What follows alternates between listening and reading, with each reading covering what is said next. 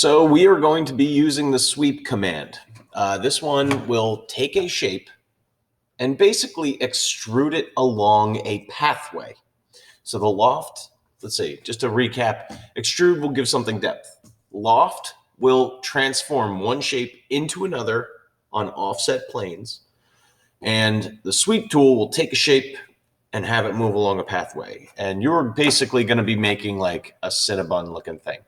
So to start off, we are going to go from the top view and we are going to sketch a Cinnabon looking thing. So here I got my top view. I'm going to get that line tool.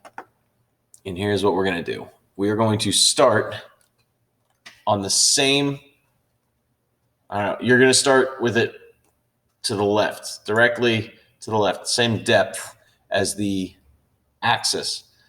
And now what I'd like to do is just create a very loose spiral. If your shape is too tight, it will not work.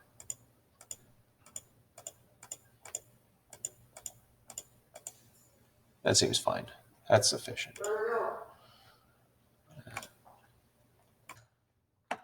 Okay, so now that we've got this spiral thing, now we need the second element, and that is a shape to extrude along the pathway. So we are going to create a new sketch. That messed up. That was weird. Give me more than one sketch. So I'm going to make sketch 2 a front view sketch. What? Okay, sketch front view. Great. Now what we're doing is I'm going to make a perpendicular shape to this pathway. So here the pathway is on the top view and it goes along the depth and the width. I'm going to do something that is touching this.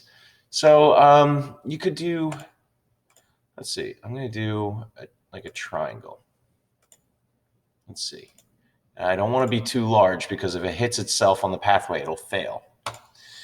Now I've got this triangle along the start of my pathway, and what I'm going to do is use the sweep tool to, first I click. That is the face that I'm going to sweep. Now I have to indicate the sweep path. So do this, I click here.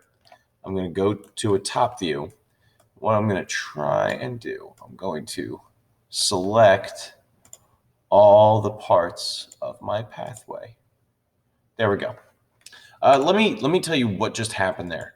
So it is going to try and, here, let's see.